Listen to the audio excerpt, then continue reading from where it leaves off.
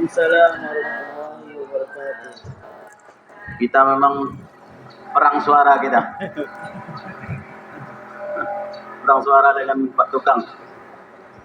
Tapi mudah-mudahan suara kita lebih indah insyaallah. Amin. Alhamdulillahirabbil alamin.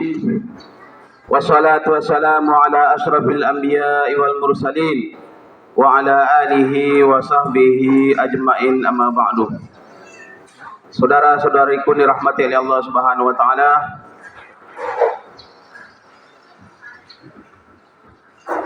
Pertama sekali, saya baru kali ini dipanelkan suami istri dalam sebuah pertemuan, baru kali ini seumur umur. Mudah-mudahan karena temanya memang ada pergaulan antara laki-laki dan perempuan, tentunya perlu mendapat informasi yang seimbang. Itu mungkin tujuan panitia. Informasi yang seimbang. Bapak Ibu dirahmati Allah Subhanahu wa taala.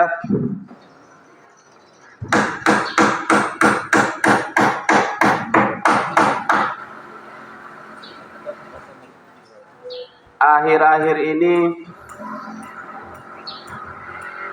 banyak kita mendapatkan informasi yang menyedihkan kita. Ada informasi yang sepatutnya tidak terjadi. Dan itu kadang-kadang terjadi yang kita lihat di lembaga pendidikan. Lembaga pendidikan Islam. Ada di pesantren, ada di sekolah Islam, ada di sekolah biasa. Kami di sini berbicara di depan para asatiz, para guru-guru kami, karena para ustadz dan ustazah ini guru daripada anak-anak kami. Anak kami 5, semuanya di Al-Fitiyah. Dari TK-nya, mungkin ada guru TK di sini ya. SD, SMP, SMA. Rata-rata di Al-Fitiyah. Jadi ini seperti mengajar mengajar itik berenang. Tapi mudah-mudahan ini adalah kebutuhan kita bersama. Jadi tentang adab ini adalah kebutuhan kita bersama. Baik yang masih muda ataupun yang sudah berumur, baik yang sudah menikah ataupun yang belum menikah. Ada yang belum menikah di sini. Tahu saya tunjuk tangan. Akhwat ada ya? Saya mau milih-milih apa materinya. Ya mudah-mudahan ini adalah kebutuhan kita bersama insyaallah. Ikhwani wa hati rahmakumullah. Tadi saya sampaikan ada beberapa informasi, beberapa berita yang menyedihkan kita terjadi di dunia pendidikan. Mudah-mudahan tidak terjadi di sekolah kita insyaallah. Beberapa waktu lalu ramai di sebuah pesantren di Jawa Timur, seorang anak kiai, pewaris pesantrennya itu akhirnya divonis penjara karena telah melakukan perbuatan yang tidak senonoh. Dan itu kalau saya baca tweetnya, saya baca utasnya, ada yang menulis utasnya itu di Twitter, itu luar biasa. Pengkondisiannya seperti apa, permainannya, rekayasanya, itu di dalam sebuah pesantren, Allah. Dan korbannya bukan satu orang, banyak korbannya. Baru-baru ini ada juga di Sulawesi, ada juga di Jawa Tengah yang anak umur 11 tahun dan semacamnya. Terjadi banyak. Kenapa ini terjadi? Karena kita tidak memandang, tidak memperhatikan dengan baik adab etika dalam pergaulan. Dan penyakitnya sekarang ini yang perlu perhatikan bukan hanya adab etika pergaulan antara laki-laki dan perempuan, tapi juga adab pergaulan antara perempuan dan laki-laki, antara laki-laki dan antara perempuan. Kadang-kadang kita lebih khawatir kepada anak laki-laki sekarang daripada anak perempuan. Dulu kita khawatir dengan anak perempuan, apalagi jauh dari kita. Sekarang sepertinya mungkin atau sama khawatir kita dengan anak laki-laki kita. Karena penyakit itu susah diobat. Susah diobat. Dua penyakit yang susah diobat, satu narkoba, terjangkit narkoba, satu penyakit yang dikatakan orang suka sesama, penyimpangan. Sulit diobat itu. Alhamdulillah. Kenapa Ibu Allah? Karena terkait dengan adab pergaulan ini. Agama Islam memberikan batasan-batasan untuk kebaikan kita. Jadi bukan untuk mengekang kita, bukan untuk mempersulit kita, tapi untuk kebaikan kita. Jangan dikira, saudaraku, jangan dikira di negeri yang tidak ada batasan pergaulannya itu tidak ada pelecehan. Prancis,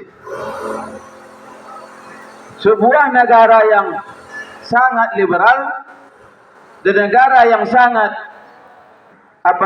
sangat bebas, itu dihitung oleh salah seorang per detiknya itu, saya lupa angkanya, saya menghafal angkanya agak susah. Per detik itu ada sekian wanita yang dilecehkan. Mungkin orang tergambar oh kenapa terjadi pelecehan? Karena mungkin tidak ada ataupun sulit dia untuk menyalurkan hasratnya. Tapi di negara yang bebas sekalipun, sebebas-bebasnya, seperti Prancis, itu ada yang menghitung itu per detiknya ada sekian wanita yang dilecehkan.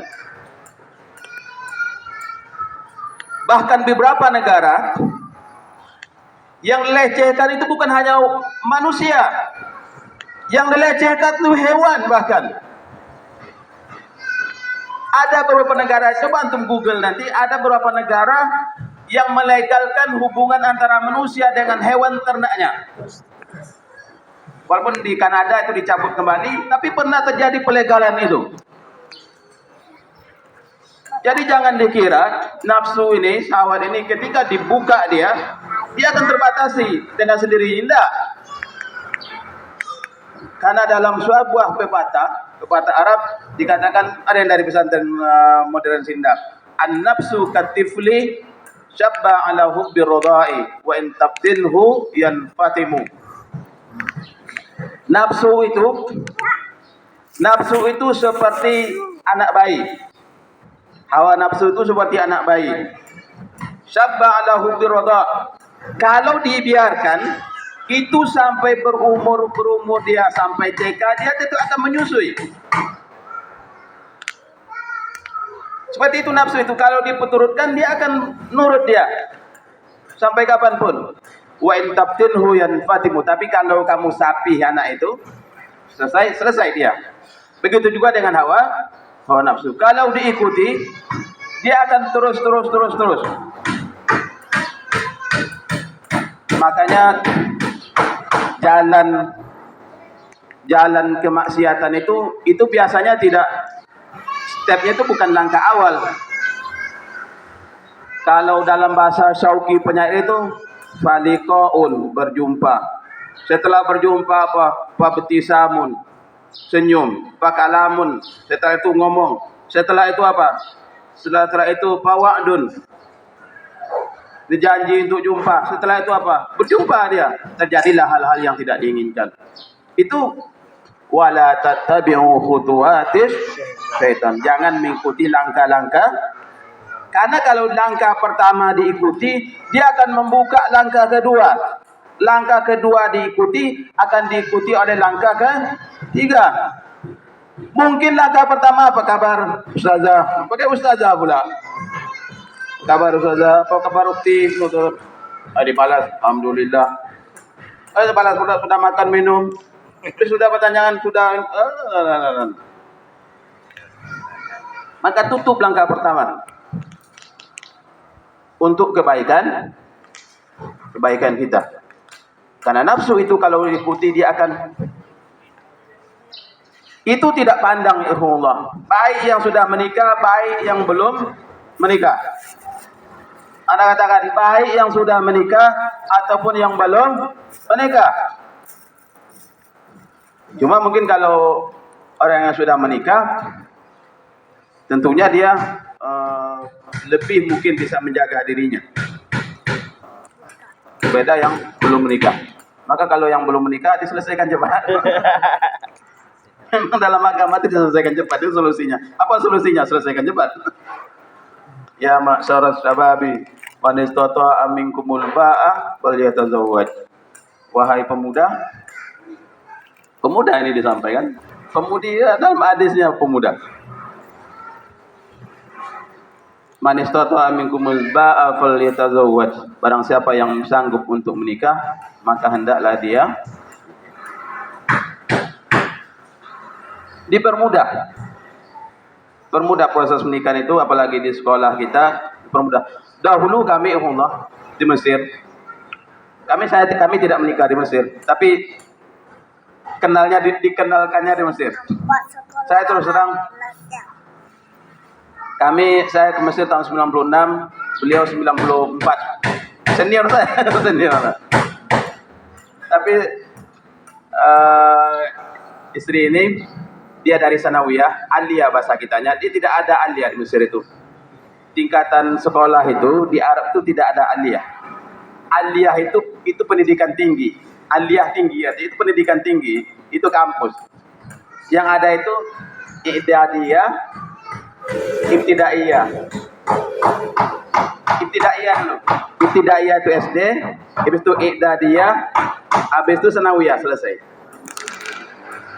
Jadi i'dadiyah itu SMP-nya.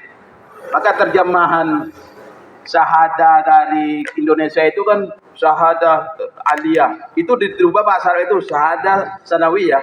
Kalau gontor betul dia, gontor itu tamma bin najah fil mahala as-sanawiyah. Itu bahasa gontor, syahadah gontor itu. Jadi walaupun dia 94, saya lebih dahulu tamat karena saya langsung masuk kampus.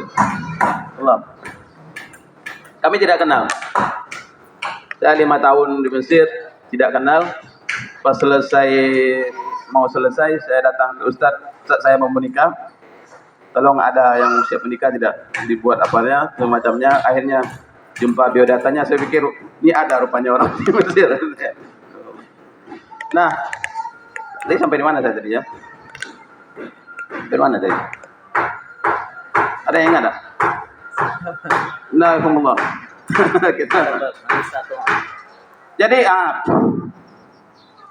manis toto aminkumul zaba afaliyatazawwaj. Permudah. Dahulu sebagian besar kawan-kawan di Mesir itu baru tingkat 1, tingkat 2 sudah menikah. Saya alhamdulillah selesai, baru menikah, pulang ke Indonesia. Kenapa? Karena godaannya berat. Di Mesir berat godaan, kita tidak dekat dengan orang tua. Sementara kalau dari performanya orang Mesir tahulah orang Arab kan. Apalagi di Syam. Syam itu terkenal itu, Lebanon, Syria itu terkenal itu dari segi postur dan performa perempuannya cantik. Maka kawan-kawan daripada nikah cepat. Itu sederhana saja. Aula seperti ini kami sulap sebagai gedung pertemuan, kasih hiasan-hiasan sedikit, akad nikah, walinya dari KBRI, makan seadanya, lontong apa ada, selesai nikah selesai. Mudah. Jadi jangan sampai terhambat pernikahan ini gara-gara sebut dengan biaya. Bisa biaya pernikahan itu 2 juta, 3 juta, bisa. Bisa. Tapi habis 50 juta, 100 juta bisa. Habis dia. Allah. Mari kita kembalikan. Kenapa saya nikah saya wani ini? Jangan sampai terhalang gara-gara ini. Karena kita mudah-mudahan minimal dia kalau sudah berumah tangga, minimal dia. Begitu juga dengan perempuan. Para awat semuanya sanggup menikah, sampaikan. Jangan diam-diam saja. Jangan diam-diam saja, orang tak tahu. Ini orang mau nikah atau tidak, orang tak tahu. Ini sudah siap belum, orang tak tahu. Minimal sampaikan ke kakaknya, sampaikan ke kawan yang sudah menikahnya. Ustazah, kak, saya sudah siap menikah. Apa sampaikan begitu kan? Karena informasi itu kadang-kadang suaminya punya kawan, kawannya punya kawan, dan begitu jalurnya itu. Sehingga akhirnya ketemu. Ini kan dahsyat ini. Saya dari Kampar, istri saya dari Payakumbuh, jumpanya di Mesir. Jumpanya bukan di Kelok 9, jumpanya di Mesir. Itu kan apa? Itu rahasia Allah Subhanahu wa taala gitu kan. Nah, Allah. Jadi memang solusinya menikah. Nah, saudaraku dirahmati Allah Subhanahu wa taala, tentang adab pergaulan ini Ana berusaha mengkisahkan sebuah kisah dalam Al-Quranul Karim. Dalam surat, ada yang hafiz Quran sini? Ada yang hafiz? Fa kharaja minha khaifan yataraqqab. Qala rabbi najini minal qaumiz zalimin. Surat Al-Qasas.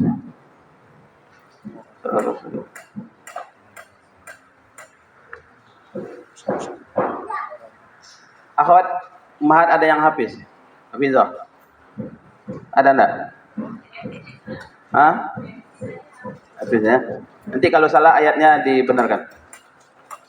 Fa kharaja minha khaifan yataraqqab qala rabbi najini minal qaumiz zalimin.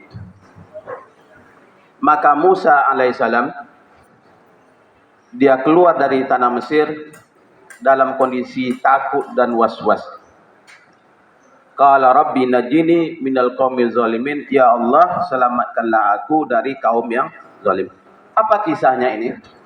Kisahnya Nabi Musa alaihissalam suatu ketika dia berjumpa dengan kaumnya Bani Israel, pemuda dari Bani Israel itu sedang berkelahi dengan pemuda dari orang suku Mesir asli, suku Koptik, berkelahi dan dianiaya. Jadi bangsa Israel ketika itu di bawah Mesir, di bawah kerajaan Firaun yang berkuasa. Bani Israel itu menjadi masyarakat kelas 2, seperti diperbudak mereka.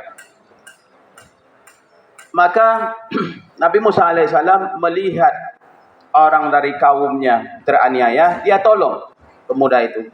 Dia tolong, dia pukul orang dari Bani Israel itu. Pukul. Ternyata mati. Mati dia. Artinya pembunuhan tanpa sengaja.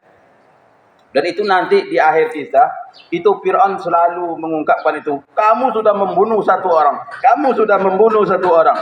Fir'aun lupa dia telah membunuh ribuan orang dengan sengaja. Itu Fir'aun di mana-mana seperti itu. Gajah di pelupuk mata tidak nampak, semut di ujung sana nampak sama dia. Padahal Nabi Musa tidak sengaja itu. Bukan karena dia menolong.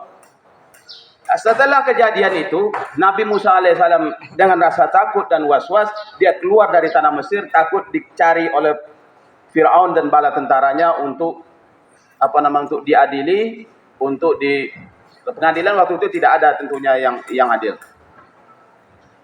Keluar. Kemana arah tujuannya? Ke daerah namanya Madian. Madian ini dekat Palestina.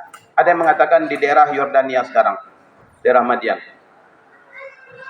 Walamma warada ma'a Madian wajada alaihi ummatan minan nas. Ketika Nabi Musa alaihissalam sampai kepada tempat air, mata air di negeri Madian, dia menemui banyak orang banyak orang ummatan minan nas yaskun, yang sedang memberi minum hewan ternak mereka. Di orang-orang memberikan minuman hewan ternaknya. Wajada alai ummatan minan nas yaskun wa wajada min dunihima imra'ataini. Dan di antara sekian banyak orang itu ada dua orang perempuan yang sedang menunggu giliran, tazudani, menunggu giliran, kemudian hewan ternaknya itu diawas-awas supaya tidak tercampur. Imra'atani tazudani, dua orang perempuan ikut dia dalam pengembalaan itu, bekerja dia, tapi dia memisahkan diri daripada golongan laki-laki ini. Dia tunggu giliran laki-laki ini memberi minum. Itu kalau impress pertama, kesan pertama, ini orang baik. Enggak? Kita kalau jumpa orang sedang ramai-ramai, berebut-rebut, tahu-tahu ada dua orang perempuan di sisi lain, mereka menunggu giliran, tidak ikut dia bercampur-campur, tidak ikut dia cawe-cawe di dalam kelompok itu. Berarti ini orang baik. Tapi kalau ikut dia berebut-rebut, dia itu sama laki-laki yang macam-macamnya, ini orang tak menjaga dirinya. Dia Al-Quran ini detail yang menceritakan ini. Wajada min duni, dari pertama itu Nabi Musa sudah tahu ini orang baik. Karena kalau tidak orang baik, dia akan ikut beramai-ramai berebut-rebut untuk memberikan minum daripada ternak ini. Imra'atani tazudan, qala ma khatbukuma. Nabi Musa bertanya, kenapa kalian ini? Kenapa kalian berada di sini? Qala ma khatbukuma. Qalata la naski hatta yusdirar ri'a wa abuna syekhun kabir.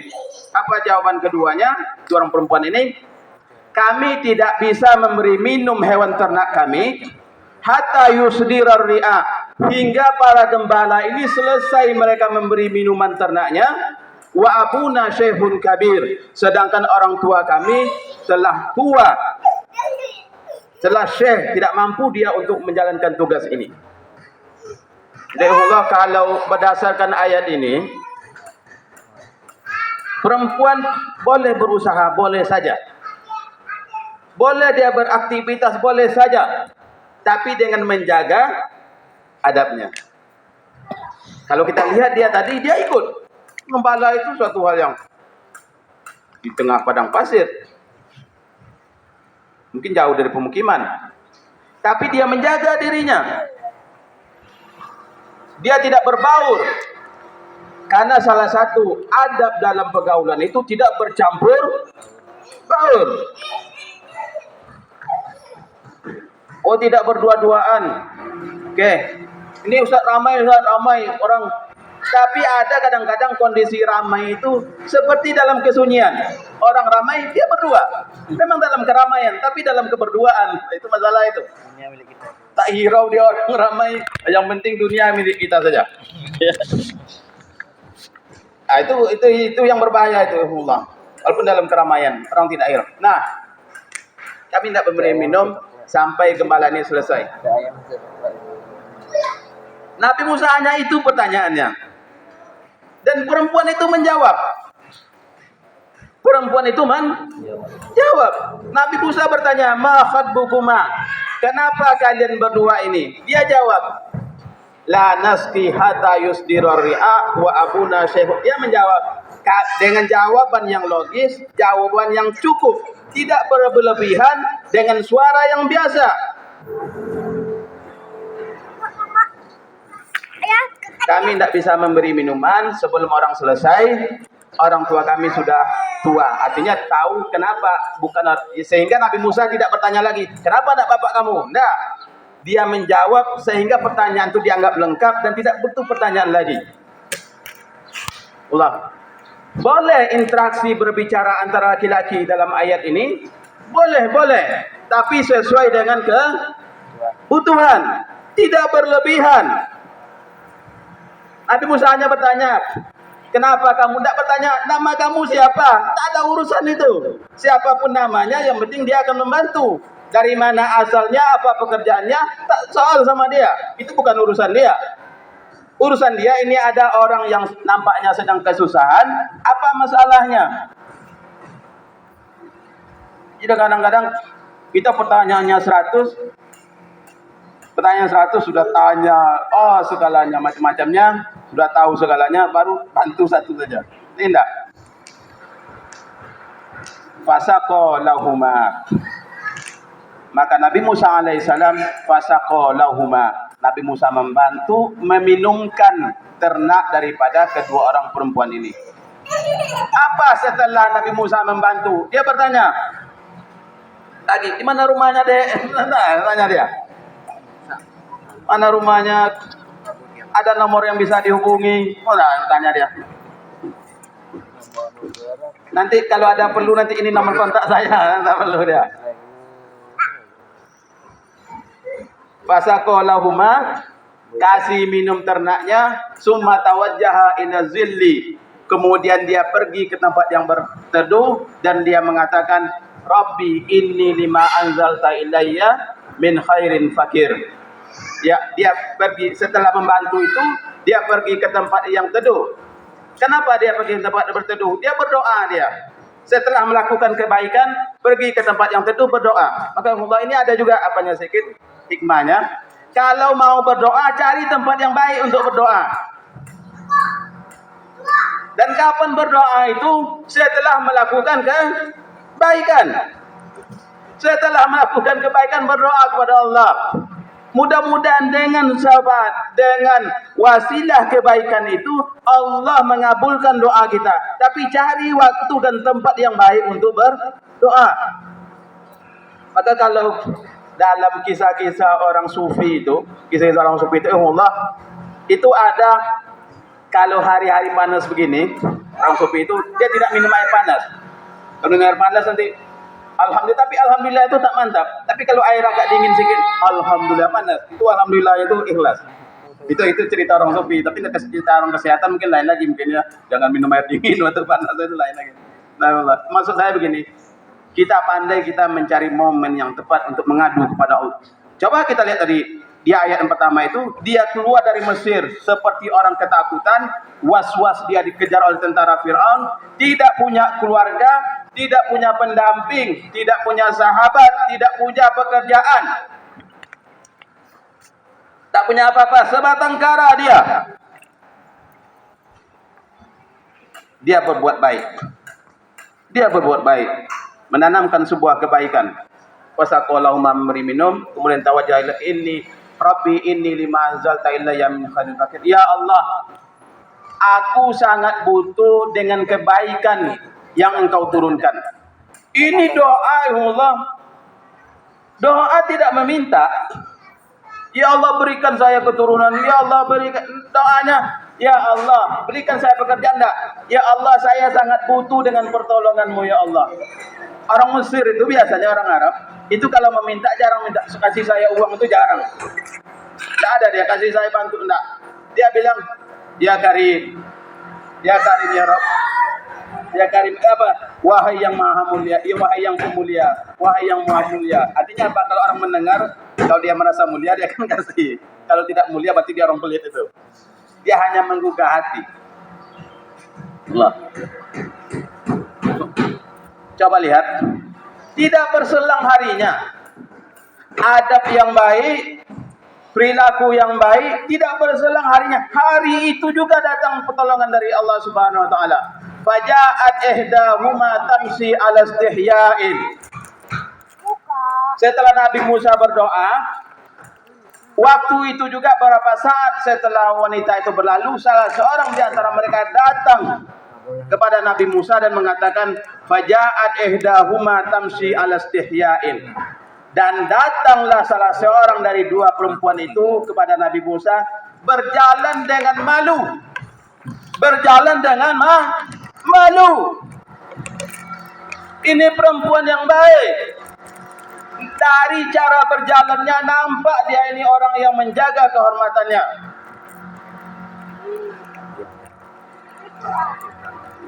Kalau sekarang bukan hanya berjalan, dari cara naik Hondanya mungkin nampak ini orang baik atau orang tidak baik. Dari cara berpakaiannya nampak ini orang baik atau bukan orang baik. Tamsi berjalan dengan malu. Coba perempuan kalau malu, mungkin dia mukanya agak ditundukkan, mungkin begitu, dan berjalannya biasa ya. Tapi kalau orang tidak malu, tetang petenteng dia. Ini perempuan baik. Diallah, dari cara berjalan itu nampak ini orangnya beradab, ini tidak beradab. Dari cara ngomongnya, tamsi ala istihyain, jalan dengan malu. Qalat inna abi yad'uka liyajziyaka ajra ma saqaita lana. Apa kata perempuan itu? Dia tidak ngomong macam-macam, tidak ngomong banyak-banyak. Dia hanya menyampaikan pesan daripada orang tuanya. Sesungguhnya orang tuaku memanggil kamu, menyuruh datang ke rumah kami, liyajziyaka ajra ma saqaita lana, untuk kamu diberikan balasan atas apa yang sudah kamu membantu kami. Coba lihat, siapa yang menggerakkan itu? Allah Subhanahu. Kebaikan tidak akan hilang di sisi Allah Subhanahu wa taala. Tanamlah kebaikan itu, tidak akan hilang di sisi Allah Subhanahu wa taala. Allah. Tanamlah kebaikan itu, tidak akan hilang di sisi Allah Subhanahu wa taala. Yad'uka liyajziyaka ajra ma saqaita lana. Kamu diberi balasan terhadap apa yang telah kamu lakukan. Kamu telah memberi minum daripada hewan.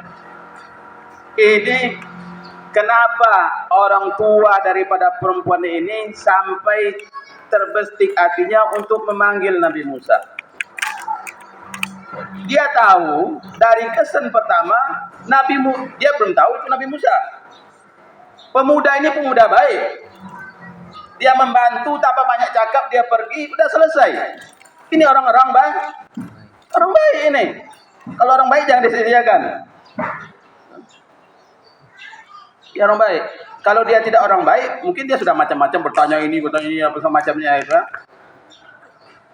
Kemudian setelah sampai kepada orang tua daripada perempuannya, ada yang mengatakan orang tua daripada perempuan ini adalah Nabi Syuaib. Tapi secara sejarah itu kurang tepat antara waktunya Nabi Musa dengan waktunya Nabi Syuaib, maka orang mengatakan itu bukan Nabi Syuaib. Syekhun Kabir, seorang pemuka masyarakat, orang tua di negeri Madian ketika itu.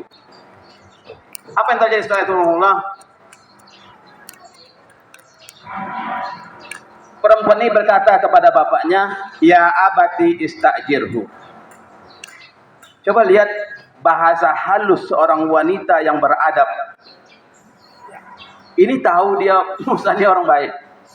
Dari gayanya, dari cara dia membantunya, dan segala macamnya dia orang baik. Apa kata perempuan itu? Ya abati istajirhu. Wahai ayahandaku, istajirhu. Jadikanlah dia bekerja bersama kita. Bekerja bersama kita. Istajirhu, bekerja. Ini kan bahasa kiasan ini ya, bekerja. Tentunya kalau sudah bekerja di situ, tidak mungkin hanya bekerja begitu saja. Pasti dia, ini ada semacam kiasan, dia meminta supaya dia dinikahkan dengan Nabi Musa. Halus dia.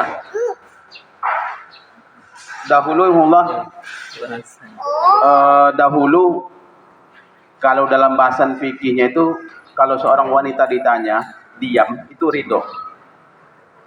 Dahulu ridho. Nak, saya nikahkan kan kamu dengan ini, nak. Kalau diam dia itu ridho dia, karena malu. Tapi kalau sekarang itu jawabannya mantap. Ya, insya Allah siap.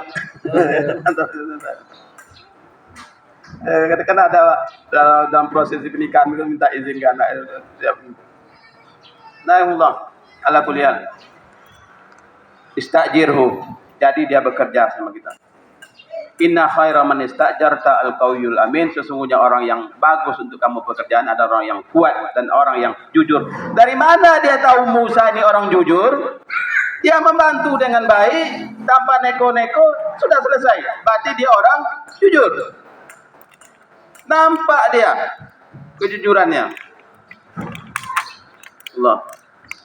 Kemudian begini, setelah itu orang tua ini mengatakan, inni uridu an unkihaka ihdabnatayya. Anak, la takhaf najauta minal qaumi zalimin. Setelah dia mengadu itu, kamu dari mana? Dia mengatakan orang tua ini, kamu sudah selamat sekarang dari orang yang zalim. Yang dia mana keluar dari Mesir dengan rasa takut dan was-was, sekarang sudah aman dia. Rupanya negeri Madian ketika itu tidak di bawah kekuasaan Fir'aun. Tidak sampai jangkauan Fir'aun ke negeri Madian. Tadi takut menjadi aman. Tadi tidak punya pekerjaan, tahu-tahu dapat pekerjaan. Tadi tidak punya pendamping hidup, akhirnya dinikahkan dengan seorang anak yang soleh. Begitu hidup Allah. Begitulah hidup. Mudah bagi Allah merekayasa itu, mudah. Kebaikan akan berbuah kebaikan. Dan keburukan akan berbuah keburukan. Begitu juga dengan dalam pergaulan ini. Kalau kita bergaul dengan baik, menjaga adab-adab, mungkin nanti Ustazah yang menerangkan bagaimana ini, apa yang tidak boleh, apa semacamnya. Saya menceritakan mukadimah saja.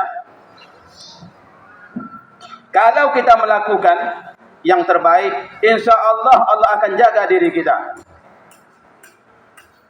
Kuntu sam'ahu allazi yasma'u bihi wa basarahu allazi yubsiru bihi wa yadahu allazi yabtishu biha. Kalau orang sudah baik, matanya ini akan dijaga oleh Allah Subhanahu wa taala. Maka kadang-kadang Allah, ada orang yang menjaga dirinya, tahu-tahu dia terlewatkan di sebuah tempat maksiat. Itu kadang-kadang dia tidak jumpa dengan maksiat itu. Tapi ada orang yang dalam hatinya penuh dengan keinginan maksiat, pergi ke Mekah pun dia akan jumpa dengan maksiat itu. Maka kita berharap di dunia ini baik ataupun tidak? Baik. Maka itu kebutuhan kita. Innat tayyibina lit tayyibat. Ayatnya.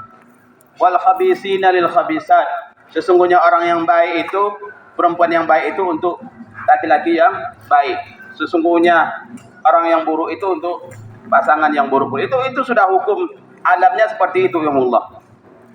Alam seperti itu. Maka oleh karena itu kita jaga diri kita, jaga dalam pergaulan kita. Sebagaimana yang saya katakan tadi, boleh berbicara, tapi sesuai dengan kebutuhan. Dengan suara yang biasa, bukan dengan suara yang berbuat-buat. Wa yatma'alladzi fi qalbihi marad. Boleh melihat. Yang diperintahkan dalam Al-Quran itu adalah menundukkan pandangan, bukan menutup pandangan. Karena ada yang berlebihan juga. Ada yang terlalu berlebihan juga. Ada yang sampai menutup pandangan. Yang ditunggu dalam Al-Quran itu adalah menundukkan pandangan. Bukan memandang memelotot. Mungkin pandang, alihkan pandangan. Pandang, alihkan pandangan. Bukan melotot. La tatabi'un nazra bin nazra. Itu dalam hadisnya seperti itu. Nah, kemudian itu kisah daripada Nabi Musa alaihissalam.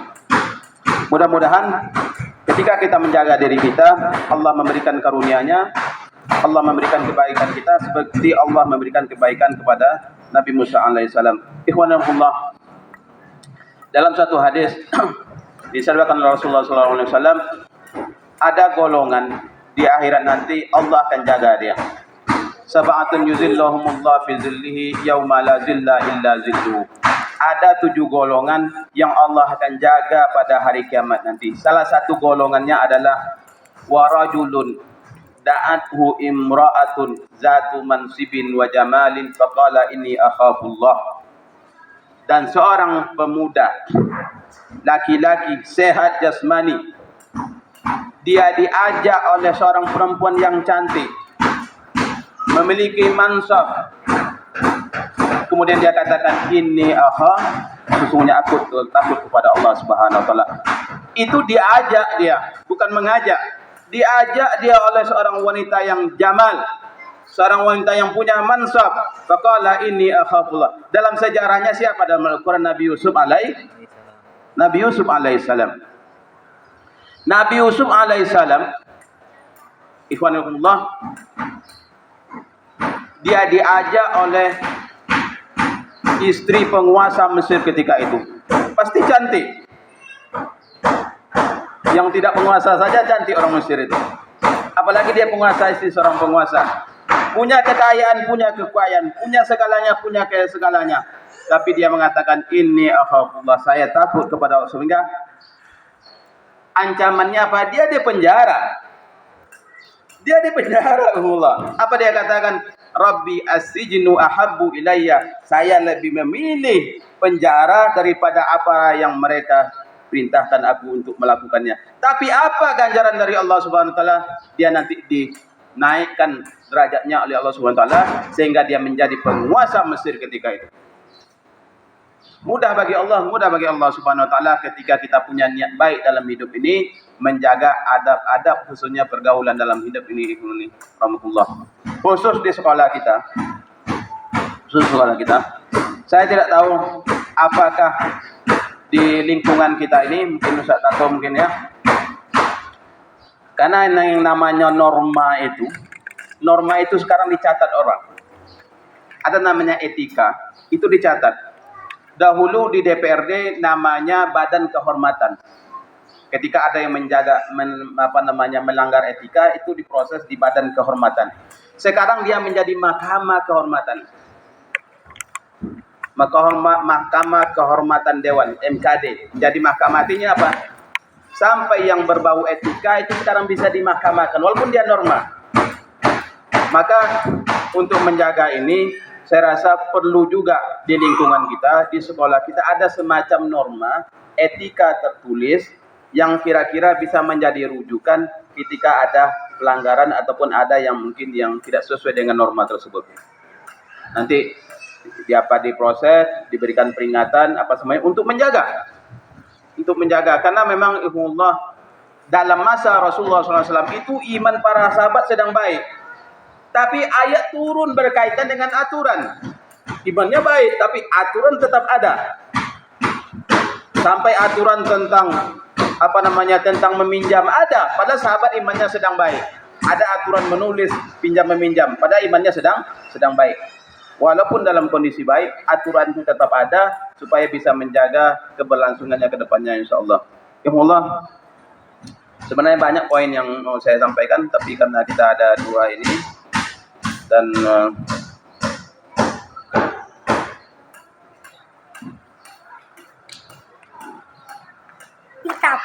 Allah, satu hal kita di lembaga pendidikan kita ini, Imam Syafi'i mengatakan al-ilmu nurun wa nurullah la yuhdal asi. Baik syair sebelumnya, syakautu ila waqi'in su'a hifzi fa arsadani ila tarkil ma'asi wa akhbarani bi anna al-ilma nurun wa nurullah la yuhdal asi. Apa ceritanya? Imam Syafi'i ketika dia menuntut ilmu, dia pernah mengeluh kepada gurunya yang namanya Waqi. Syakautu ila waqi'in su'a hifzi. Aku mengeluh kepada guruku tentang susahnya aku menghafal. Padahal Imam Syafi'i itu ketika tidur dia bisa menghafal itu. Apa masalahnya ini? Apa kata gurunya? Fa arsyadani ila tarkil ma'asi. Maka guruku membimbingku untuk meninggalkan maksiat. Wa akhbarani bi annal ilma nurun, dan dia mengatakan kepadaku bahwasanya ilmu itu cahaya. Wa nurullahi la yuhda lil asi, dan cahaya Allah itu tidak akan diberikan kepada orang yang bermaksiat. Rupanya tanpa sengaja ketika itu Imam Syafi'i wallahu alam, saya dapat ceritanya ada kaki terbuka kemudian terlihat sama Imam Syafi'i. Itu yang membuat suatu ketika itu hafalan dia dia merasa agak susah hafalannya. Kita guru-guru, gurunda semuanya, guru anak kami dan segala macamnya,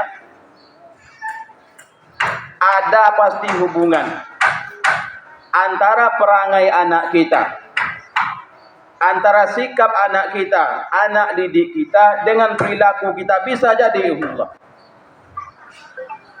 Imam Syafi'i dia merasa ada hubungan antara maksiat dengan susahnya dia dalam menghafal. Karena ilmu itu cahaya. Cahaya itu tidak diberikan kepada orang yang bermaksiat. Ilmu itu cahaya Allah Subhanahu wa taala.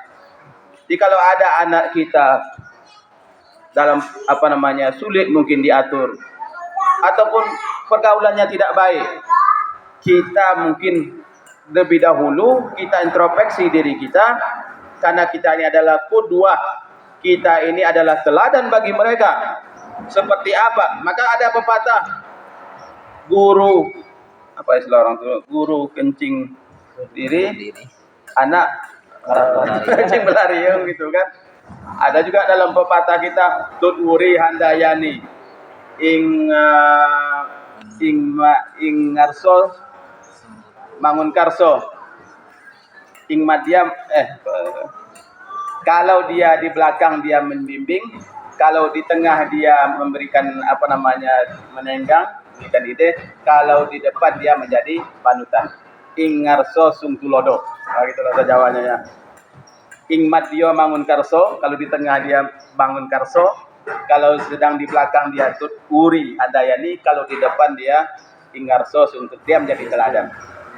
Jadi kita ini Bapak Ibu Saudara, perangai kita itu menjadi teladan bagi anak kita, anak didik kita dan anak-anak kandung kita. Seperti apa kita berbicara, seperti apa kita bersikap, seperti itulah yang akan diikuti oleh anak didik kita. Wallahu a'lam bishawab. Itu yang dapat Ana sampaikan, mudah-mudahan ada manfaatnya. Nanti terkait dengan detail daripada bagaimana adab-adabnya mungkin akan disampaikan oleh Ustazah insyaallah. Wallahu a'lam bishawab. Assalamualaikum warahmatullahi wabarakatuh. Ini lanjut atau apa nih? Ada apa diskusi dulu? Lanjut ya. Lanjut.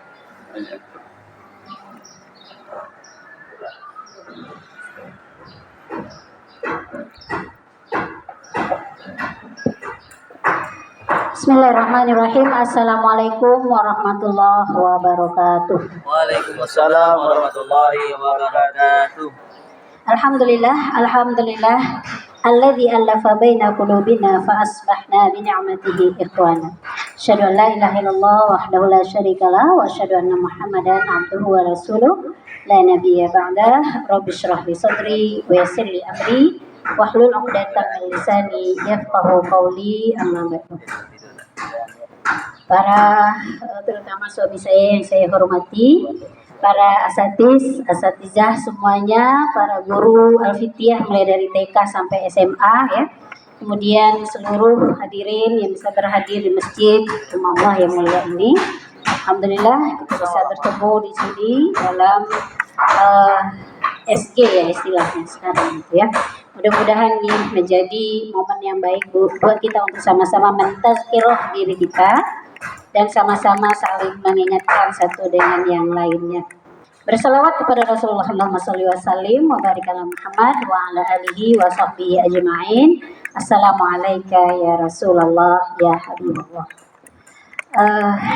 Para asatizah yang dirahmati Allah, seperti kata suami saya tadi ya, kita ini memberikan satu pengajaran, memberikan satu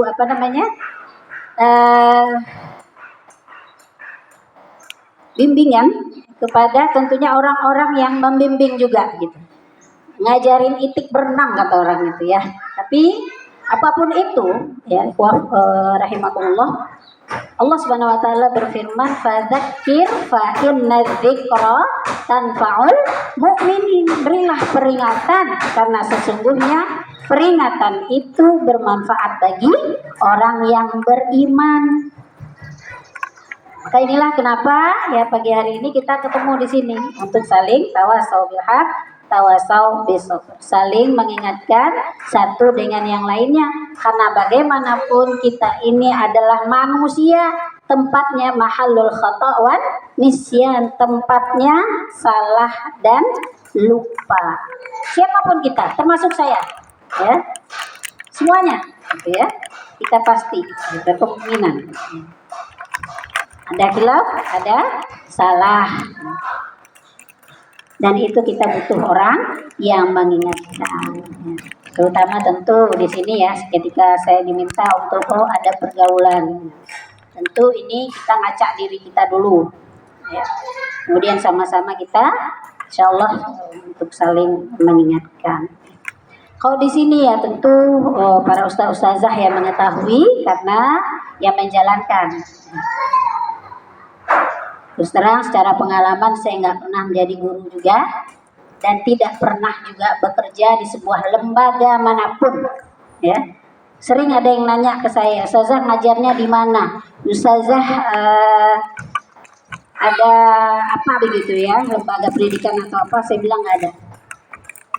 Saya ngajarnya di mana? Di masyarakat, ya. Saya ngajarnya di mana? Di kampus ada juga, walaupun saya bukan seorang dosen. Saya ngajar di masjid, saya ngajar di kampus, saya ngajar di sekolah, saya ngajar di kantor-kantor, membina masyarakat. Nah, terkait pergaulan, tentu ya semua kita ini makhluk sosial, nggak mungkin kita nggak bergaul. Ya. Atau dunia ini dibagi dua aja deh, yang bagian sini laki-laki semua, yang ini perempuan semua, nggak mungkin. Pasti kita akan bertemu. Nah, di lembaga kita kembali ya, di sini sekolah kita, insya Allah ya, tabarakallah, kita berusaha bagaimana kita memberikan contoh yang baik ya, kepada murid-murid kita. Tentu para guru ini adalah orang yang ditiru oleh murid-muridnya, siapapun dan apapun tingkatan sekolah mereka. Maka setiap gerak-gerik kita itu akan dilihat ya oleh murid-murid kita. Kita memberikan contoh yang baik ya. Jadi para ustaz-ustazah ini mungkin sudah sama-sama kita ketahui ya, bahwa yang antara ada pergaulan itu yang pertama bagaimana kalau kita sebagai seorang perempuan ya tentu menutup aurat. Ya. Dan alhamdulillah, insya Allah semuanya kita sudah bagus bagaimana cara berpakaiannya gitu ya. Kemudian bagaimana penampilan kita, ini mungkin juga ya. Nah, untuk sama-sama kita koreksi kembali ya. Bagaimana asolahnya penampilan seorang perempuan kalau dia keluar rumah, kalau dia bergaul. Ini tentu kriterianya kita semuanya sudah hafal. Pakaiannya longgar, pakaiannya tidak tipis, ya enggak? Kemudian apa lagi? Tidak meniru gaya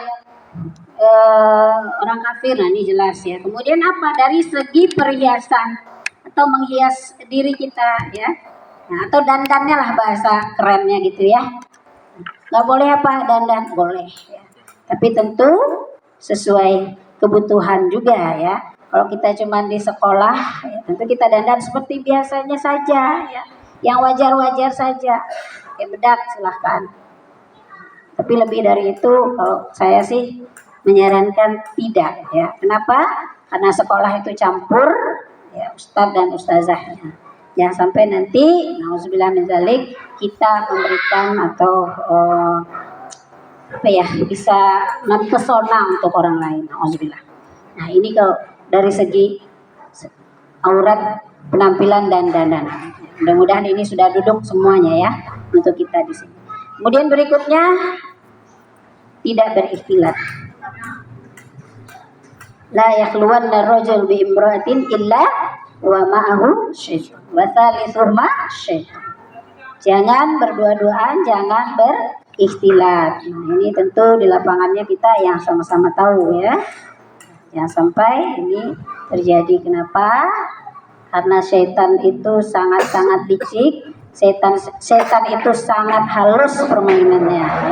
Nah, kita jaga hati kita dan sampai ini membuat kita akhirnya nauzubillah, bagi yang sudah berumah tangga pun itu enggak nggak menutup kemungkinan ya, yang sudah menikah ataupun yang belum menikah. Karena setan itu licik sekali. Tipu muslihatnya juga sangat-sangat luar biasa ya.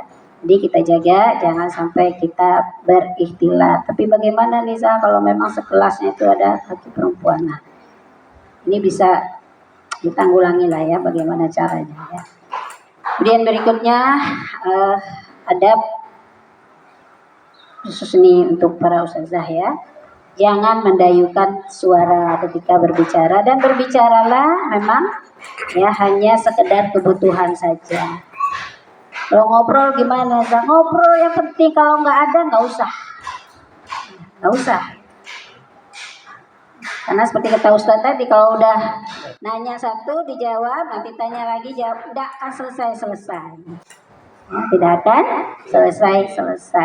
Bicarakan hal yang penting saja, berkaitan dengan sekolah, berkaitan dengan pekerjaan kita, sudah cukup. Ya. Nah ini kaitan dengan bagaimana cara kita berkomunikasi, berbicara gitu. Dan jangan mendayu-dayukan suara kepada lawan jenis siapapun dia, walaupun seorang ustadz ya, dia juga punya hati, dia juga punya perasaan gitu ya. Maka kita harus sama-sama menjaga ini semua. Kemudian ya, berikutnya ini saya cepat aja ya, nanti ada peluang juga untuk tanya jawab. Sama ya untuk ikhwahnya juga para ustadz gitu ya. Maaf, kita sudah punya istri, yang para ustazah sudah punya suami, kita jaga perasaan suami kita masing-masing. Mereka sudah mengizinkan kita bekerja di luar, khususnya untuk asatizah semuanya, kita yang perempuan lah ya gitu. Maka kita jaga amanah itu. Jangan sampai kita ya nauzubillah merusak kehormatan diri kita sendiri, yang pada akhirnya akan merusak kehormatan suami kita dan keluarga kita.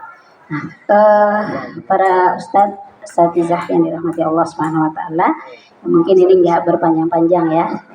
Ini hanya sekedar untuk mengulang-ulang kembali. Karena bagaimanapun sekali lagi setan itu sangat licik sekali. Jangan kita kasih peluang sedikit pun ya. Tapi ini memang begitu, bagaimana di lapangannya? Nah, ini kita kembalikan lagi ya. Kalau ada rasa tidak nyaman, segera kita stop. Ya. Segera kita tutupin. Ya.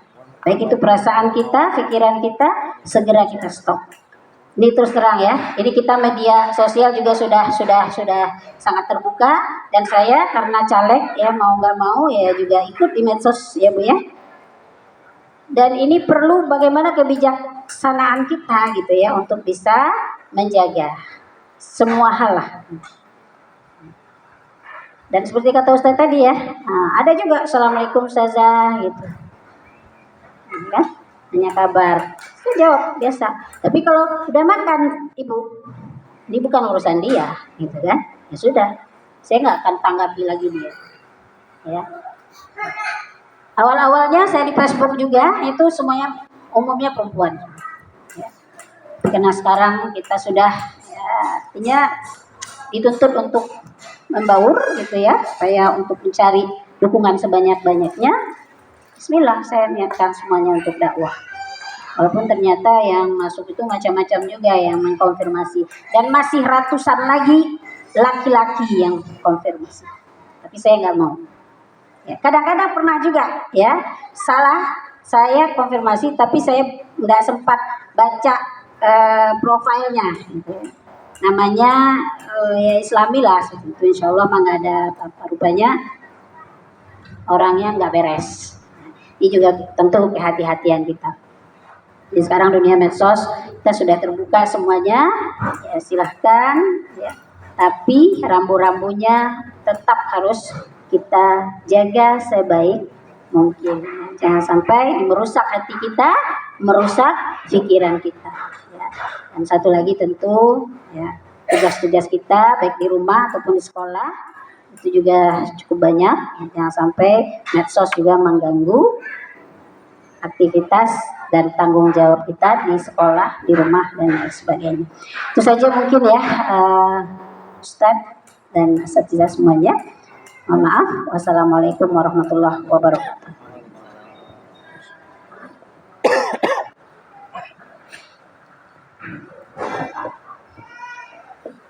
Baik, Bapak Ibu, Ustadz dan Ustazah, mungkin ada beberapa pertanyaan yang bisa disampaikan selagi kita masih ada waktu. Saya kasih kesempatan 3 pertanyaan. Ayo, semangat. Assalamualaikum warahmatullahi wabarakatuh. Waalaikumsalam warahmatullahi wabarakatuh. Izin bertanya Ustaz. Tadi kita masalah adab pergaulan. Bagaimana tanggapan Ustaz kalau mungkin ya, kalau preman-preman pasar yang punya istri 2, 3 atau mungkin hal yang wajar pasar itu, bagaimana Ustaz yang istrinya lebih dari 1, apakah itu kok bisa tertarik kepada wanita lain padahal punya istri sahnya itu? Apakah karena ada pergaulan juga kepada ustaz-ustaznya, kenapa bisa tertarik untuk menikah lagi, untuk poligami? Ana sebagai orang awam ya memandangnya gitu. Ya, sekian dari Ana. Assalamualaikum warahmatullahi wabarakatuh. Ya, Ustaz. Artinya boleh, kok kami aja belum kebagian. Baik, campung dulu Ustaz. Masih ada mungkin dari Ustazah yang ingin menyampaikan beberapa hal dan mengenai dengan adab-adab pergaulan kita dalam keseharian, baik itu di rumah maupun di lingkungan kerja maupun di aktivitas kita di masyarakat. Mungkin bapak-bapak ada ingin disampaikan. Ustazah, baik. Jauh.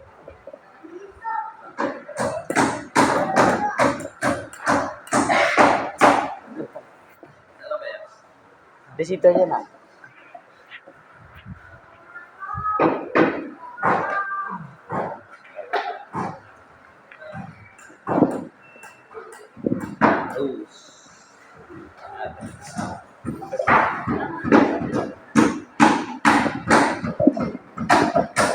Baik,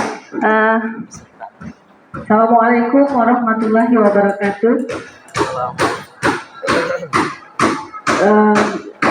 Begini Ustaz dan Ustazah Rozalina, saya mengajar ya di Al-Fatihah ya, pada umumnya di sini di Al-Fatihah. Jadi kadang-kadang gitu ya, kadang kita mungkin merasa ini mengenai pergaulan antara ustadz dengan ustazah.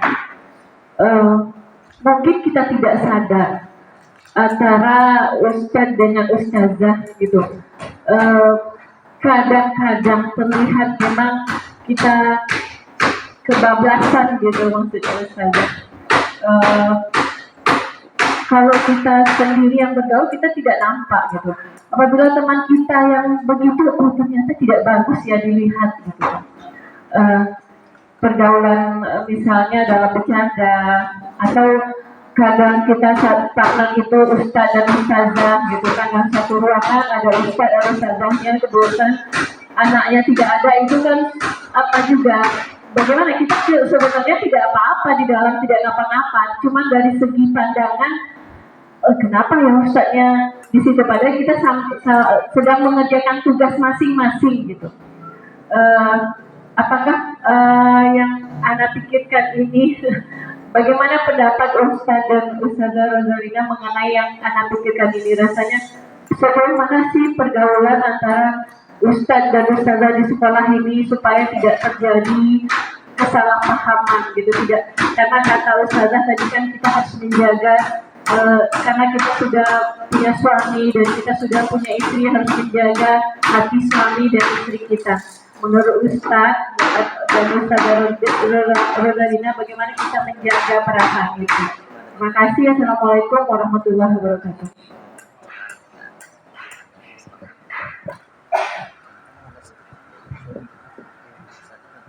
Baik, Ustazah, masih ada lagi? Cukup ya Ustaz.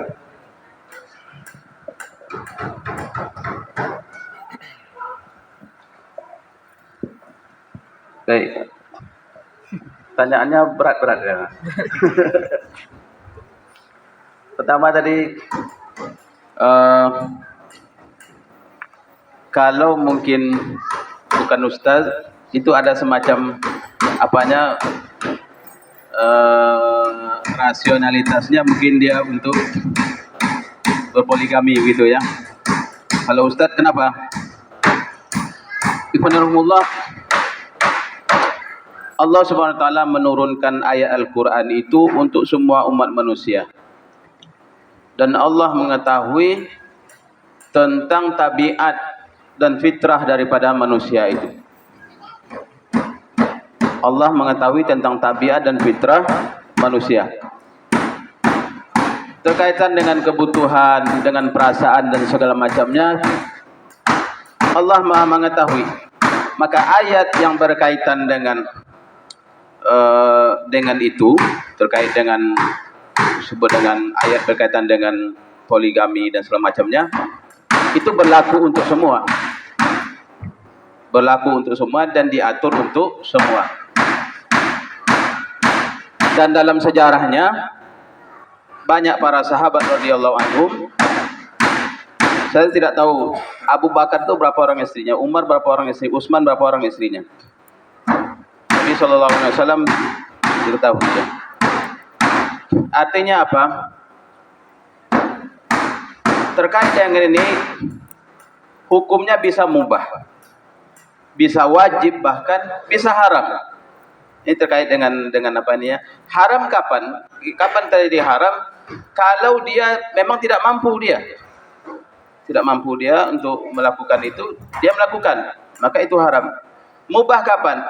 Mubah dia mampu, tapi dia tidak memerlukan, artinya boleh-boleh saja. Wajib kapan? Ketika dia mampu dan dia punya kebutuhan untuk itu. Secara psikologis dia, secara kebutuhan dia punya kebutuhan untuk itu dan dia tidak lakukan, maka hukumnya jadi wajib dia untuk melakukan. Nah, tapi ini terpulang kepada, maka hukumnya tidak satu terkait tadi itu Allah. Oh, ini harus, ini enggak. Bisa wajib dia, bisa haram bahkan, dan bisa mubah dia hukumnya. Jadi ini hal yang terbuka saja dalam agama kita, boleh seperti itu. Allah. Yang jelas harus menjadi baik. Baiknya apa? Tidak antara 1, 2 dan 3 itu tidak diperlakukan secara zalim. Itu dalam konsep agama. Boleh saja. Ada kebutuhan tentunya. Kemungkinan ada kebutuhan dan itu masing-masing orang berbeda. Masing-masing orang tidak diukur dia ini ustaz, ini dia ini bukan itu ukurannya. Ukuran itu manusia itu masing-masing dia punya kebutuhan berbeda dalam hal tersebut. Allah. Kemudian tadi Ustazah mungkin menyampaikan tentang ini di sekolah kita ya. Perlu diketahui, syaitan itu macam-macam juga. Ada syaitan mungkin yang mengganggu orang di pasar. Itu syaitan pasar. Ada mungkin syaitan yang mengganggu orang di di mall. Itu syaitan mall. Tapi ada syaitan yang mengganggu, berusaha untuk menggoda orang, menjerumuskan orang di sekolah, setan ustadz juga. Ustadznya setan juga, gitu kan. Dan ilmunya tentunya lebih hebat dia daripada ini. Tingkatannya. Coba lihat, ada namanya masalikus setan, jalan-jalan setan menggoda. Ada dia menggoda dengan melakukan hal yang haram. Khamar, minum ini. Oh, tak mempan orang. Ada digoda sama dia dengan ibadah. Ibadah sekalipun. Allah lakukan ibadah ini, tapi dipelesetkan maknanya dan dipelesetkan tujuannya. Itu lewat ibadah. Baca Quran ini mungkin baca Quran karena mumpung ada yang mungkin yang dia harapkan, angkat suara sedikit, wah ini dengar nih orang baik. Setan masuk di situ. Jadi sungguh hebat mereka untuk melakukan itu. Tapi salah satu firman Allah SWT, Inna ibadi laisa laka alaihim sultan illa ibadi laisa alaika sultan, kecuali hambaku yang kamu tidak mampu untuk memperdaya mereka. Nah, hamba Allah SWT, kita perkuat ibadah kita perkuat zikir kita perbuat kuat ibadah kita kepada Allah SWT. Dengan demikian kita memiliki benteng yang kuat untuk tidak tergoda oleh rayuan syaitan. Nah, jadi tadi disampaikan tentang medsos misalnya ya. Komunikasi antara ustadz dan ustazah ini, kalau bisa komunikasinya di grup, saya rasa lebih baik komunikasi di grup. Kan ada WhatsApp grupnya kan. Ada mungkin komunikasi di situ. Oh, ini ada kebutuhan gini, sampaikan di situ. Kecuali nanti memang ada komunikasi yang perlu secara langsung. Tapi kalau bisa dikomunikasi di dalam grup itu lebih aman ya daripada komunikasi DM atau japri langsung. Gitu kan? Tidak mesek. Itu lebih baik dikomunikasi di grup. Karena kenapa Anda katakan tadi, syaitan itu pandai dia. Tahap pertama mungkin kita tidak merasa, tahap kedua dan sampai akhirnya, Masya Allah. Ada satu kisah, saya agak lupa kisahnya. Zaman dahulu. Zaman di Bani Israel dulu, ada seorang abid, seorang ahli ibadah. Kerjanya itu beribadah, sholat puasa di Sauma'ah, di sebuah tempat ibadah. Kalau salah 70 tahun dia menjadi seorang hamba Allah Subhanahu wa taala. Kemudian syaitan ingin menggoda dia. Mungkin ada yang pernah mendengar cerita, ingin menggoda dia. Digoda dia, saya lupa kisahnya itu ya. Digoda dia untuk melakukan perbuatan tidak senonoh dengan perempuan, tidak mempan. Digoda dia untuk membunuh orang, tidak mempan. Akhirnya dia digoda lewat minuman. Saya agak lupa kisahnya itu. Digoda lewat minuman karena dia merasa minuman ini lebih enteng dosanya. Minuman. Setelah minum dia mabuk. Setelah mabuk dia melakukan dosa besar dengan perempuan yang bukan hak dia. Setelah perempuan itu hamil dan punya anak, takut malu, akhirnya dia membunuh. Itu masalah tahapan setan menggoda seseorang. Maka jangan buka pintu pertama, Allah. Jangan buka pintu pertama. Kalau terbuka istighfar, kemudian kita kembali. Maka jangan diikuti langkah pertama, langkah kedua dan berikutnya. Ikhwanullah. Artinya kalau rasanya tidak ada kebutuhan dan tidak ada keperluan, tidak perlu kita melakukan sesuatu yang interaksi antara laki-laki dan perempuan yang bukan mahramnya. Kemudian yang ketiga, Allah, saya di sini kemungkinan sudah banyak menikah ya. Rata-rata mungkin sudah menikah. Saya sampaikan tadi, siapapun dia, bahkan seorang nabi pun dia punya kebutuhan dia. Kebutuhan jasmaninya dan kebutuhan syahwatnya dia pun memiliki semuanya. Seorang yang kiai pun dia perlu memiliki kebutuhan itu. Lagi sama seorang ustaz gitu kan. Nah, Allah usahakan secara maksimal kita menjaga pasangan kita. Menjaga mata dia, menjaga diri dia, menjaga mulut dia, sehingga dia tidak memandang orang lain, tidak berbicara dengan yang tidak butuh dengan orang lain, tidak melihat yang tidak butuh dengan orang lain. Artinya apa? Cukupkan dia. Itu makanya namanya muhsan. Orang muhsan itu apa? Orang tercukupi kebutuhan syahwat dia oleh pasangannya. Saya tahu kita bekerja di sekolah sampai sore, capek kita dan segala macamnya. Tapi kebutuhan itu mesti dipenuhi, ikhwanullah. Mesti dipenuhi sehingga dia tidak mencari jalan atau berpikir mencari jalan untuk memenuhi kebutuhan itu ke tempat yang tidak halal.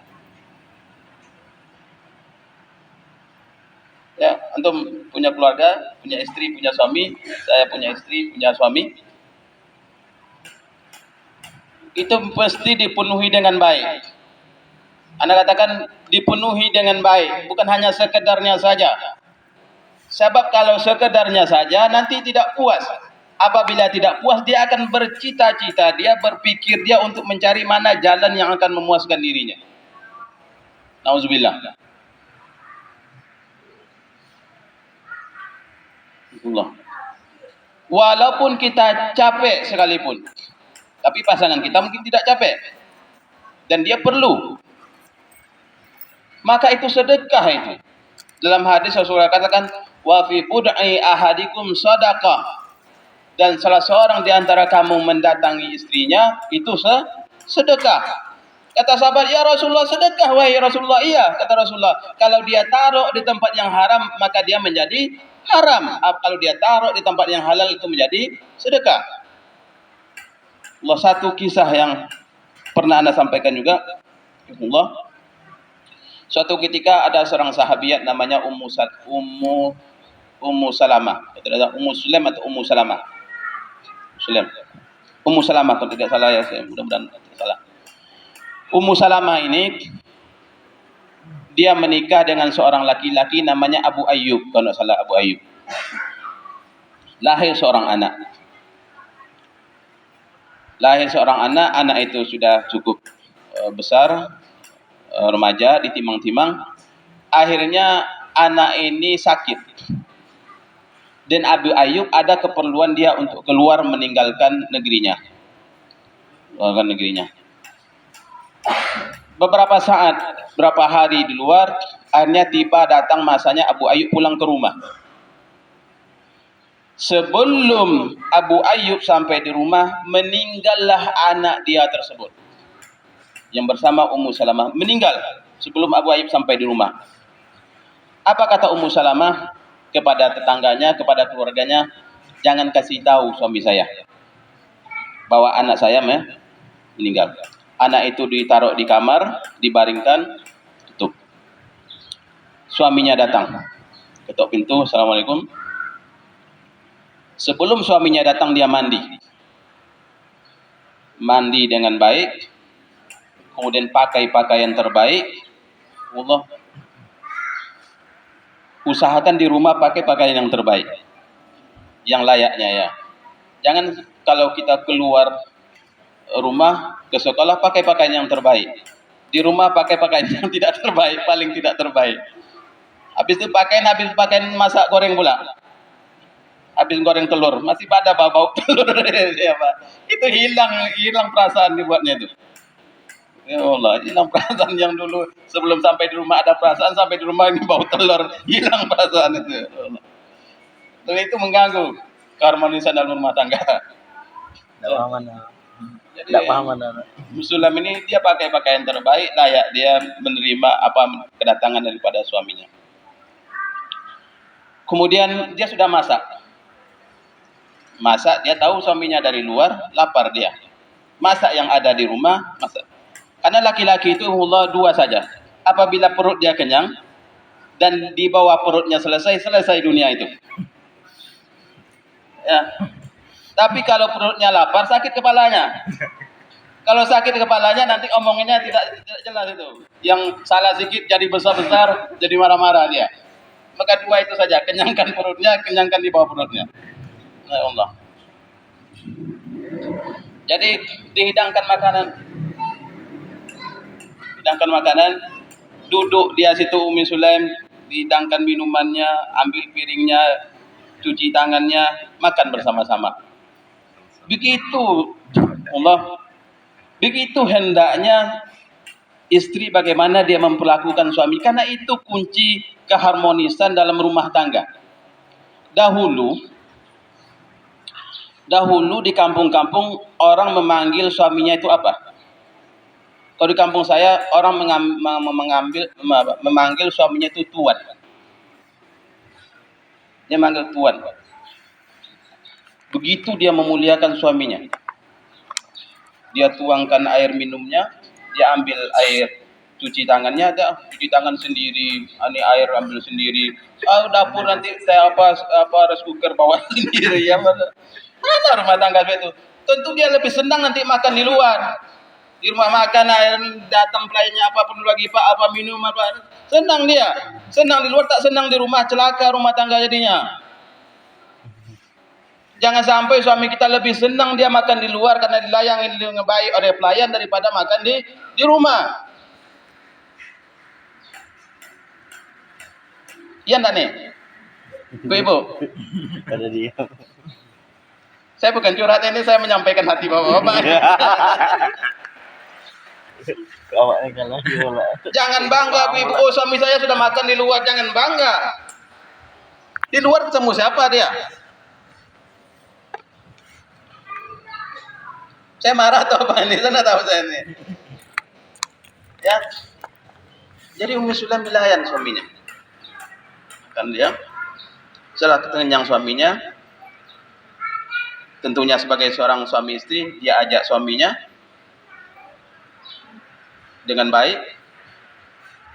Jadi kadang-kadang Allah, laki-laki itu dia tidak selalu mengajak, tapi kadang-kadang juga diajak.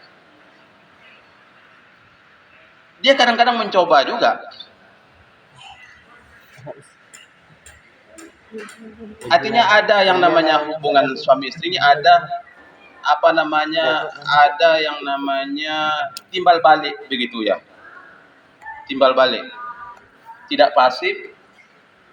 Walaupun capek mesti menunjukkan keikhlasan, menunjukkan supaya suami kita tuh jadi muson, terjaga dia. Terjaga pandangannya, terjaga perasaannya.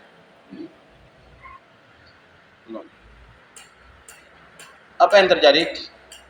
Jadi ketika Abu Ayyub masuk ke rumah tadi, dia tanya, mana anakku? Kata dia apa? Huwa fi ahsanil hal. Anak kita dalam kondisi yang sangat baik. Dia tanya anaknya. Coba antum bayangkan bagaimana perasaan dia, anak kandung dia meninggal di kamar sebelah dia. Bagaimana galaunya dia itu. Dan bagaimana dia tidak sedang moodnya itu.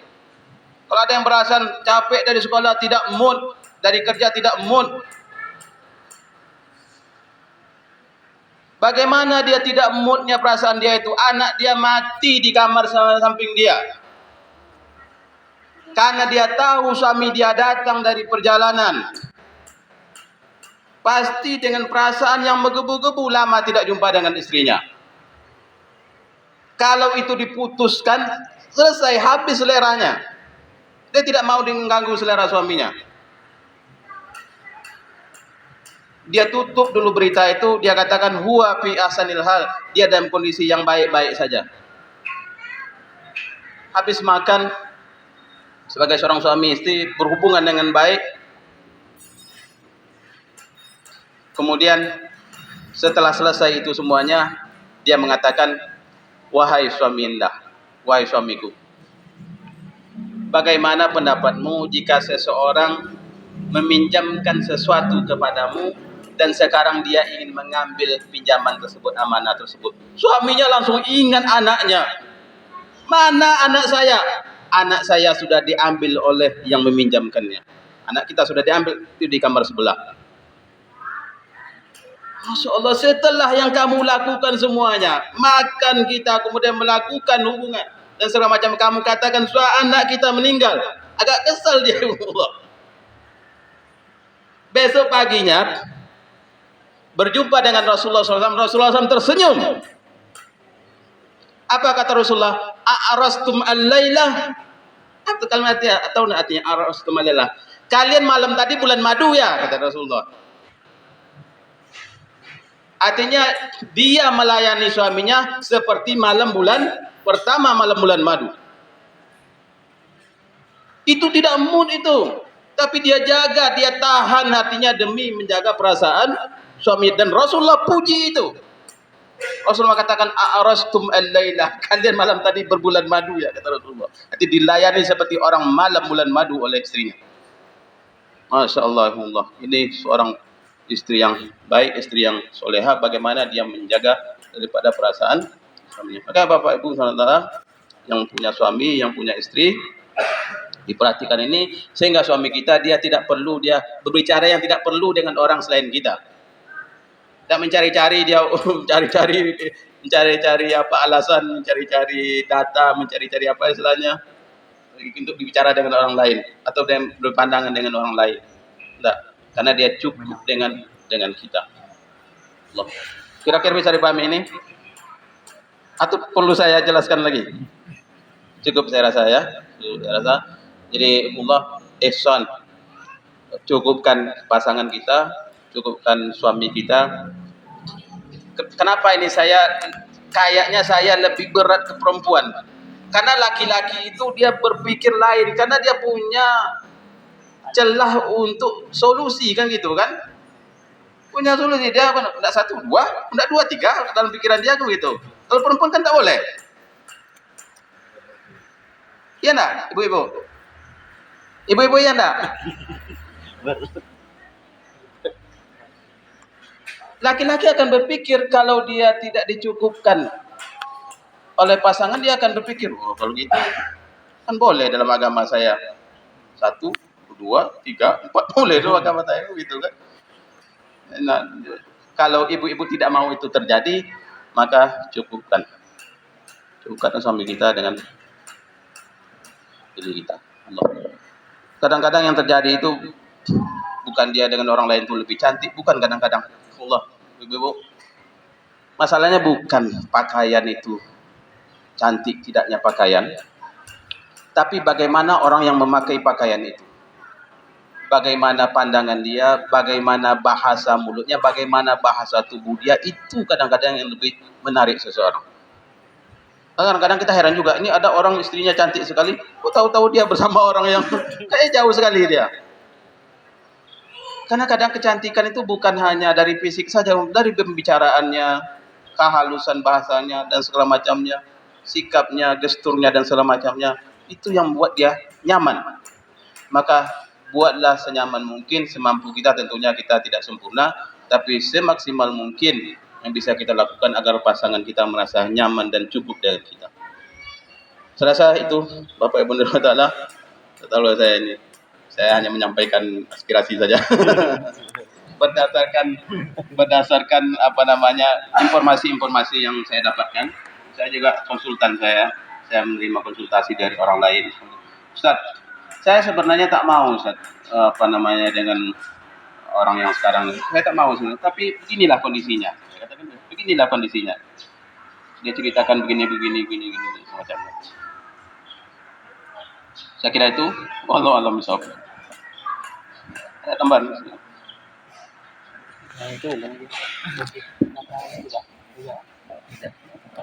Makin seru ya, makin kemana-mana. Insya Allah ini tujuannya untuk sama-sama kita saling memahami. Makanya sebelum acara ini Ana nanya ini digabung atau pisah. Memang sebaiknya ini dipisah dulu, gitu ya, kemudian baru gabung. Tapi ya sudah ya, memang settingannya begini. Baik, asatizah semuanya. Sebenarnya asatizah itu udah ustazah itu udah gabung, ya, asatizah juga. Cuman ya Allah alam ya di Indonesia ini dibedakan rupanya. Dulu waktu saya di Rasulullah, asatizah itu jamak dari ustadz dan ustazah. Asatizah dia, gitu. Baik, kembali ke tema kita. Tadi pertanyaannya gimana tuh Zah? Ya istilahnya kita nggak mungkin lah ya, wali kelas itu ada yang ustadz, ada yang ustazah gabung. Nah, gimana nanti perasaan pasangan kita? Kita kan namanya bekerja profesional, ya nggak mikir ke sana gitu. Tapi ya dalam perjalanannya tentu ada juga nggak nyadarnya gitu kan ya. Nah, mungkin berbicara yang mungkin nggak perlu dan lain sebagainya, bercanda dan lain sebagainya, begitu ya kan. Nah, itu ya gimana ya, alamnya aja sih. Cuma satu ya, jangan berlama-lama berdua, gitu ya. Kecuali ya memang darurat betul lah. Ada murid kita, ada itu kita usahakan lah. Nah, itu bagaimana bikin sekat atau bagaimana lah ya, upayakanlah bagaimana supaya bisa ini. Ana juga nggak tahu di lapangannya gimana, tapi bagusnya begitu memang ya, supaya lebih terjaga. Kemudian mengenai pasangan gimana perasaannya. Nah sebelumnya tentu kita kan sudah dudukkan persoalannya, kita sudah komunikasi dengan pasangan kita masing-masing bahwa begini loh kondisi saya di sekolah, ya, supaya nggak ada saling curiga, ya kan? Semuanya saling percaya.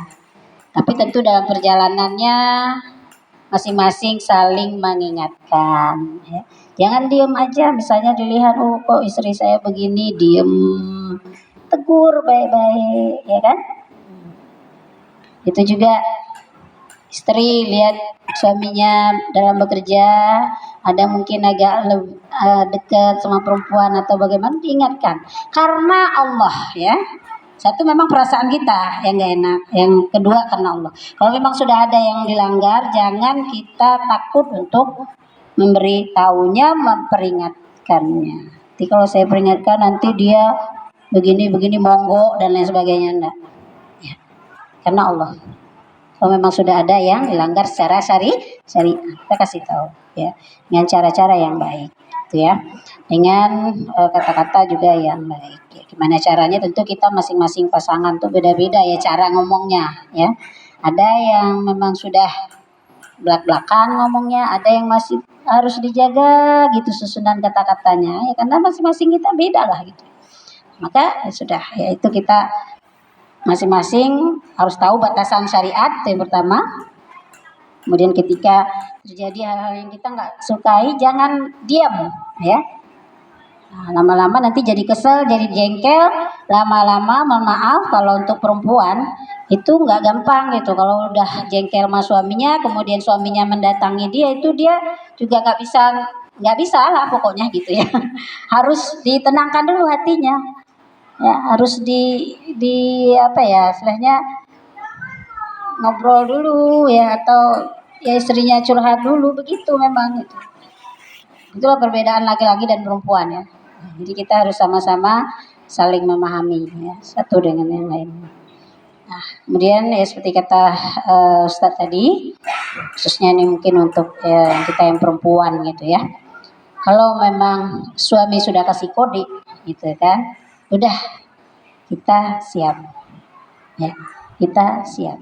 Walaupun mungkin udah beres-beres nih, padahal udah mau berangkat, ya udah mau berangkat nih, dia ngelihat istrinya cantik betul gitu, ya kan? Itu tanda perhatiannya laki-laki itu, perhatian ya. Jadi dia ya, punya keinginan segera, nggak apa-apa, telat dikit, ya karena itu yang utama. Ya, urusan di rumah gitu ya, khususnya urusan di kamar tadi. Nah, itu kalau nggak beres juga kita kerjanya, ya. Nah, beliaunya pun, suami kita pun nggak beres juga gitu kan. Nah, jadi sama-sama kita saling menjaga, ya. Dan memang setiap semuanya, ya mudah-mudahan nih niat baik kita di sini adalah untuk mendidik generasi, ya. Sekaligus tentu ya nggak bisa dipungkiri ini juga mungkin ma'isyah, tentu ya ma'isyah kita di sini, tapi bagaimana supaya ini bisa berjalan sesuai dengan yang disyariatkan Allah dan Allah ridho dengan yang kita lakukan, itu saja. Jangan sampai ada yang dilanggar. Kalau ada hal-hal yang tidak berkenan di hati kita terhadap pasangan, juga sampaikan dengan cara yang baik, luruskan dulu niatnya itu karena Allah, dan kita mencintai pasangan kita itu karena Allah Subhanahu wa taala. Itu saja mungkin. Assalamualaikum warahmatullahi wabarakatuh.